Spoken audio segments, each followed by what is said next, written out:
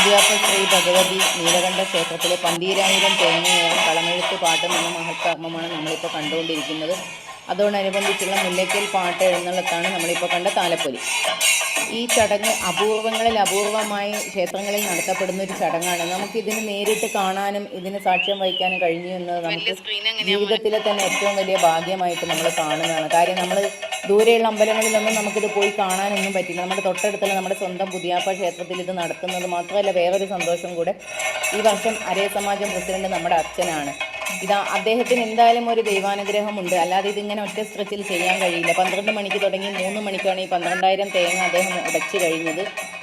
ശ്രീ പാർവതി ദേവിയും പരമശിവനും കിരാതരൂപത്തിൽ അർജുനന് മുമ്പിൽ പ്രത്യക്ഷപ്പെട്ട് അർജുനന് പാശുപതാസ്ത്രം നൽകി അനുഗ്രഹിക്കുന്ന കഥയാണ് കളമെഴുത്തുപാട്ടിലെ ഇതിവൃത്തം. അദ്ദേഹം ഇത് അവസാനത്തെ തേങ്ങയും ഉടയ്ക്കുന്നതാണ് നമ്മളിപ്പോൾ കാണുന്നത്. അതോടനുബന്ധിച്ചുള്ള ചടങ്ങാണ് നമ്മളിപ്പോൾ കാണുന്നത്. ഉച്ചയ്ക്ക് അന്നദാനവും ഉണ്ടായിരുന്നു. എല്ലാവരെയും ദൈവം